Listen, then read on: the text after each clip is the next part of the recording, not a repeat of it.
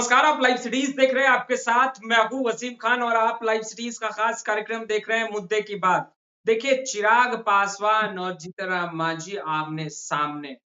देखिए, जिस तरीके से आज जीतन राम मांझी ने बयान दिया और जिस तरीके से चिराग पासवान ने बयान, आपने बाखूबी सुना है। देखिए, चिराग पासवान का मानना है कि सुप्रीम कोर्ट का जो फैसला है उस पर पुनर्विचार होना चाहिए। जीतन राम मांझी कह रहे हैं कि भाई 4 जातियां 56 सालों से राज कर रही है, आगे भी करेगी क्या?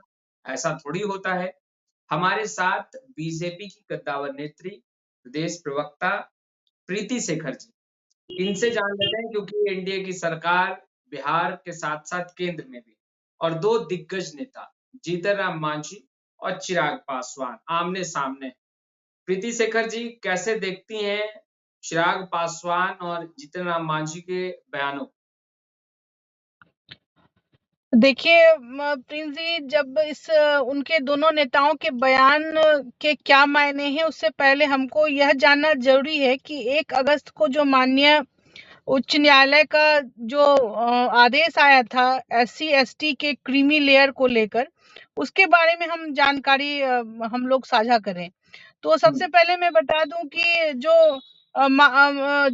निर्देश आया है, जो फैसला आया है माननीय न्यायालय का, उसके आधार पर यह है कि जो SC/ST में जो क्रीमी लेयर है, जिनको कि अभी तक अस्पृश्यता के आधार पर, छुआछूत के आधार पर, जिन्हें संविधान के माध्यम से आरक्षण की व्यवस्था जिनके लिए की गई थी, उसमें जिनको सबसे ज्यादा लाभ मिला है, अब उनको उनके अलावा वैसे लोगों को भी अब आरक्षण का लाभ अलग से, उसमें भी मतलब आरक्षण में भी आरक्षण की बात माननीय न्यायालय के न्यायाधीशों ने की है कि उनके लिए जो वंचित रह गए हैं, जो अभी तक इतने दिनों में भी जो एक मुख्य समाज के मुख्य धारा से नहीं जुड़ पाए हैं, तो वैसे लोगों के लिए भी आरक्षण का प्रावधान होना चाहिए।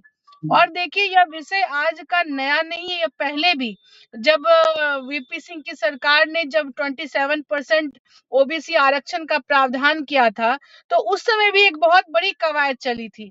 उसमें भी ओबीसी में क्रीमी लेयर को वहां पर आरक्षण से मतलब उनको आरक्षण का लाभ नहीं मिलना था, इसको लेकर बात हुई। लेकिन यहाँ पर आज बात हो रही कि SC/ST के क्रीमी लेयर के अलावे जो लोग वंचित हैं, उनको आरक्षण दिया जाए और ज्यादा उनके लिए प्रावधान किया जाए। तो दोनों ही पहलू हैं। जो माननीय न्यायालय की तरफ से जो फैसला आया है, उसमें यह बात तो एक स्पष्ट है और उसका कहीं पर कोई विरोध नहीं है कि जो भी समाज के मुझको उन लगता है कि समाज के SC/ST वर्ग में पुनर्विचार जो होना वंचित रह चाहिए। गए हैं। चिराग पासवान कह रहे हैं वो सुप्रीम कोर्ट जाएंगे, आग्रह करेंगे पुनः विचार के लिए। तो आपको लगता है कि इसको पुनः विचार होना चाहिए?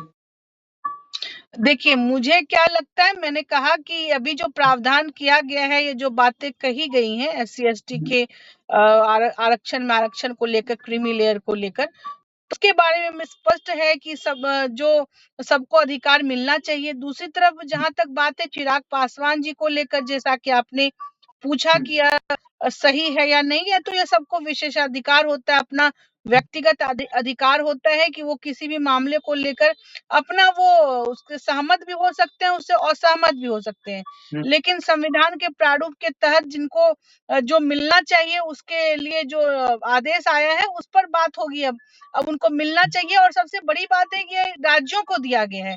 ये राज्यों को यह निर्धारित करने की छूट दी गई है कि राज्य निर्धारित कर सकते हैं कि उनके यहाँ SC/ST में जितनी जातियां सम्मिलित हैं, उसमें से क्रीमी लेयर कौन है और कौन वंचित रह गए हैं, उनको वो कितना उसमें आरक्षण, उसी आरक्षण कोटे में उनको वो अलग से क्या प्रावधान कर सकते हैं। तो ये स्पष्ट रूप से कि राज्यों पर है। और राज्य में जहां पर भी जो है सब मिलजुल कर जो भी फैसला होगा जनहित में, लोगों के उत्थान के लिए, उसको फिर आगे से आने वाले दिनों में उसका इम्प्लीमेंटेशन कराया जा सकता है। तो यह सबों पर निर्भर है। बाकी अभी यदि किसी को कहीं पर भी जाते हैं, तो इनका व्यक्तिगत निजी राय है, वो हो सकता है, कोई भी सहमत या असहमत हो सकते हैं इससे। आप ये बताइए प्रीति शेखर जी कि छुआछूत के आधार पर चिराग पासवान कह रहे हैं कि भाई जो भी प्रावधान है वो तो छुआछूत के आधार पर है, मगर जीतन राम मांझी का अलग ही कहना है। ऐसे में आपके एनडीए में ही दोनों ही नेता हैं, चिराग पासवान भी, जीतन राम मांझी भी। आपको नहीं लग रहा है कि 2 बड़े नेता आमने-सामने हैं, असर गठबंधन पर भी पड़ सकता है? देखिए इसमें गठबंधन पर कोई नहीं, ये ऐसा कोई मुद्दा नहीं है जिस पर कोई गठबंधन पर असर होगा। हाँ, सबों हुँ, की सोचने की अलग-अलग के पॉइंट्स हो सकते हैं। और देखिए संविधान में जो एससी-एसटी को जो आरक्षण मिला है, उस आरक्षण को खत्म करने की बात नहीं कही जा रही है। तो इस पर ही अब मंथन है कि उसके अंदर सबों को कैसे लाभ मिले। अब देख लीजिए, आप बिहार के मामले की बात कर लें तो कोई भी अभी जो राजनीतिक दल जो विपक्ष में है, उनके यहाँ भी देखिए कि आरक्षण का मतलब क्या होता है। ये लोग आरक्षण के बारे में बात करते हैं, आरक्षण को लेकर सुप्रीम कोर्ट जाने की बात करते हैं, लेकिन जब लोगों को लाभ दिलाने की बात आती है, तब ये लोग उस आरक्षण का लाभ सिर्फ अपने परिवार के लोगों तक ही सीमित कर देते हैं। तो ये वैसे हुँ, भी लोग हैं इस बिहार में। तो यहाँ पर सबों का की भावना ऐसी जरूर होनी चाहिए कि सबों का उचित प्रतिनिधित्व होना चाहिए, सबों को उस आरक्षण का के अवसर का लाभ सबों को समान रूप से जो उसके जरूरतमंद है उसको मिले और सभी लोग मुख्य धारा में आए। इस पर हुँ। एक कह सकते हैं कि इस पर अभी तक क्या उनको मौका मिला और कहाँ तक वो पहुंच पाए, कहाँ तक उनकी आर्थिक स्थिति अच्छी हो पाई, शैक्षणिक स्थिति में सुधार हो पाया। और आज के डेट में देखिए कहीं से भी वो छुआछूत वाली बात अब नहीं है, लेकिन उसके बावजूद भी यह तो अध्ययन करना आवश्यक है कि अब उनको ये आरक्षण आप के बाद भी मानती उनकी हैं क्या कि स्थिति रही। शैक्षणिक आधार आप मानती हैं कि अब शैक्षणिक आधार होना चाहिए और इस पर विचार-विमर्श बेशक होना चाहिए कि भाई शैक्षणिक आधार भी हो क्योंकि छुआ-छूत अब बहुत कम है, ना के बराबर है, जैसा कि आप कह रही हैं। देखिए समाज में सभी वर्ग जो भी आज भी कहीं अगर इतने लंबे समय के बाद से अगर कहीं लगता है कि वो पीछे रह गए, तो उनको अपलिफ्टमेंट के लिए सबको योजनाएं चलाई जा सकती हैं, उनके लिए और कोई कार्यक्रम चलाए जा सकते हैं। तो ये हुँ, समाज के सभी राजनीतिक दलों का भी दायित्व है, समाज में रहने वाले आम सामाजिक लोगों का भी दायित्व बनता है कि कैसे हम उत्थान के लिए काम करें, कैसे सभी समावेशी सोच के साथ, समदर्शी हुँ। सोच के साथ हम समाज के सभी वर्गों को साथ लेकर चलें। ये तो एक बहुत बड़ा मुद्दा है, चर्चा का बहुत बड़ा विषय है। लेकिन आज का जो आपका विषय था उसमें मैं इतना ही कहना चाहूँगी कि इसमें राज्यों को दिया गया है इसका अधिकार, वो चाहे उसको बदलाव करे या जैसे इम्प्लीमेंट कराना चाहे, उस हुँ। आरक्षण को बिना छेड़छाड़ किए, मतलब एससी-एसटी का जो आरक्षण है जितना परसेंट उसी में उसको फिर आगे अपना निर्धारित किया जा सकता है। तो नहीं, यह बीजेपी आगे का पर एक्चुअली क्या चर्चाएँ है? होंगी और उस पर वो आप ये डिपेंड करता है बताइए बात। बीजेपी को क्या लगता है? आप लोगों को क्या लगता है आधार क्या होना चाहिए? क्या देखिए आधार होना भारतीय चाहिए जनता या पार्टी शैक्षणिक आधार होना चाहिए? हुँ, भारतीय जनता पार्टी कोई अपने तरफ से कोई नीति निर्धारण नहीं कर रही है। हमारे हुँ, संविधान ने डॉक्टर भीमराव अंबेडकर जी ने और संविधान सभा के सभी माननीय सदस्यों के द्वारा जो जो प्रारूप जो तय किया गया है, जो उसमें कहीं से कोई छेड़छाड़ की बात नहीं हो रही है। और हुँ, जब भी चाहे ओबीसी के आरक्षण की बात हो या कर्पूरी जी के बिहार में कर्पूरी जी जब मुख्यमंत्री थे तो उस समय भी हमारी पार्टी सहयोगी रही थी। जब वीपी सिंह की सरकार थी तो एक ही जब सही आरक्षण को क्या लागू होगा? किया गया, किसी एक बात हमारा जो पे कहना है, मेरा इत्तेफाक कोई रखते हुए भारतीय समाधान जनता कैसे ला पार्टी का पाएँगे? कोई देखिए भारतीय जनता पार्टी के स्टैंड के बारे में आपने पूछा, तो भारतीय हुँ, जनता पार्टी का स्टैंड यही है कि जो संविधान में है उसका हुँ, सम्मान होना चाहिए, जो संविधान में बातें हैं उस आधार पर काम होना चाहिए। जी। तो चिराग पासवान जो कह रहे हैं वो क्या सही है? छुआ-छूत को ही आधार माने? देखिए ये वो क्या सही है क्या गलत है तो बाद में, लेकिन अपने अभी जो उन्होंने विचार प्रकट किए हैं इसमें ये उनकी सोच हो सकती है, कोई अलग हुँ, विचार भी प्रकट कर सकते हैं, ये उनकी व्यक्तिगत सोच हो सकती है।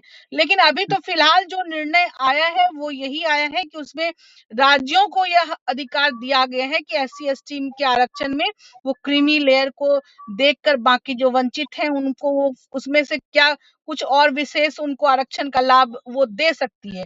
तो यह राज्यों पर निर्भर है और यह यहाँ के जो भी लोग हैं, पक्ष-विपक्ष सबके लोग मिलकर तय करेंगे क्या करना है। इस पर बहुत उसमें बड़ी च गांधी जी कह रहे जी। हैं कि भाई कोई 4 जाति को अगर देखा जाए, उसके अलावा कोई बनेगा ना आईएएस, आईपीएस कोई तो बने। वो तो एकदम पिछड़ते जा रहे हैं। उन्होंने 4 जातियों के नाम भी लिए हैं बयान में। उन्होंने कहा है कि भाई मुसहर, डोम ये तमाम जातियाँ हैं, क्या वो पीछे ही रह जाएँगी? नहीं, नहीं, बिल्कुल संविधान ने सबको समान अवसर जब दिया है, तो सभी जगह लोगों को समान अवसर का लाभ लेकर अपने अपलिफ्टमेंट की बात होनी चाहिए थी और वही सरकार संसाधन या जो संस्थाएँ हैं उसको उसके लिए काम करना है। और हम लोग देखेंगे तो अध्ययन का विषय है ना कि अभी तक में क्या हो पाया है। ये जो अन्य जो जातियाँ हैं, जो एससी, एसटी में भी जितनी जातियाँ हैं, उसका क्या स्तर सुधरा है, कितना सुधार हो पाया, कहाँ कमी रह गई है और जहाँ एक कमी जहाँ रही होगी उसको सुधार करने की वहाँ हमेशा से गुंजाइश होती है। उसके लिए बातें होंगी, उसके लिए कार्यक्रम होंगे, तो यह तो भविष्य में है। बाकी जो भी निर्णय हुआ उसके आलोक में सरकार अपना काम कर सकती है। कोई भी राज्य सरकारें उसको लेकर सोच सकती है, उसके लिए सर्वे यानी कर सकती है और उसके यानी आधार इसमें पर फिर शैक्षणिक आगे का आधार भी होना कार्यक्रम तय कर सकती है। चाहिए। आप यही कहना चाह रहे हैं कि देखिए इसमें शैक्षणिक आधार भी होना चाहिए। जो वंचित रह गए, जो पीछे रह गए, जो पीछे छूट गए या पिछले पायदान पे खड़े हैं, उन्हें आगे बढ़ाने के लिए सरकार, राज्य सरकार जो है वो निर्णय ले। आप यही कहना चाह रही बिल है ना? जी, जी, बिल्कुल। जो पीछे रह गए उनका सर्वे कराकर शैक्षणिक आर्थिक आधार पर आरक्षण मिलने के बावजूद भी जो पीछे हाँ, रह गए हैं उनके उत्थान के लिए निश्चित रूप से काम होना चाहिए। यह हमारी सरकार चाहती है और हम सब लोग मिलकर इसके लिए प्रयास करेंगे। कोई भी वर्ग, वो मैं यह नहीं कह रही, भारतीय जनता पार्टी सबका साथ और सबका विकास की बात करती है। तो यह सिर्फ हुँ, मैं यह नहीं कह रही कि कोई पिछड़ा वर्ग में, अति पिछड़ा वर्ग में या हुँ, अनुसूचित जाति जनजाति के क्षेत्र में हर वर्ग में, चाहे वो सामान्य वर्ग के भी लोग हों, सबके लिए देखा जाए कि इतने दिनों में सब लोग जहाँ पर आरक्षण का लाभ मिला, नहीं मिला, कौन वर्ग वंचित रह गया, कहाँ किसकी का प्रतिनिधित्व कहाँ कम रह गया है। तो उस पर विचार हुँ, करके वैसे कार्यक्रम चलाकर उसको हम लोग समानता का अवसर प्रदान किया जा सकता है। हमारी सरकार उसके लिए प्रतिबद्ध है और सबके लिए एक जैसा अवसर प्रदान करने के लिए प्रतिबद्ध भी है। तो भारतीय जनता पार्टी इस बात से इत्तेफाक रखती है कि जो संविधान के मूल अधिकार नागरिकों को दिए गए हैं उसका हर हाल में संरक्षण होना चाहिए और उसके लिए ही हम लोग सारा कार्य करते हैं। जी, बहुत-बहुत शुक्रिया प्रीति शेखर जी, आप जर्नी में हैं, उसके बावजूद आप लाइव सीरीज़ से जुड़ी हैं, आपका एक बहुत-बहुत शुक्रिया। खैर आपने धन्यवाद। प्रीति शेखर जी को देखिए सियासत गर्म है, राजनीति गर्म है, चिराग पासवान करें पुनर्विचार होना चाहिए और एक बार फिर से वो कोर्ट का, अदालत का दरवाज़ा खटखटाएँगे। मगर जीतनराम मांझी आज गुस्से में थे और उन्होंने स्पष्ट रूप से कह दिया कि भाई ऐसा नहीं हो सकता कि केवल 4 जातियाँ 56 सालों से मुख्य चेयर पर राज करें और कोई आगे बढ़े ही ना। खैर तमाम तस्वीरें लगातार अपडेट करते रहेंगे। अब तक आपने हमारे चैनल को सब्सक्राइब नहीं किया है, तुरंत सब्सक्राइब कर लें। आपका बहुत-बहुत शुक्रिया।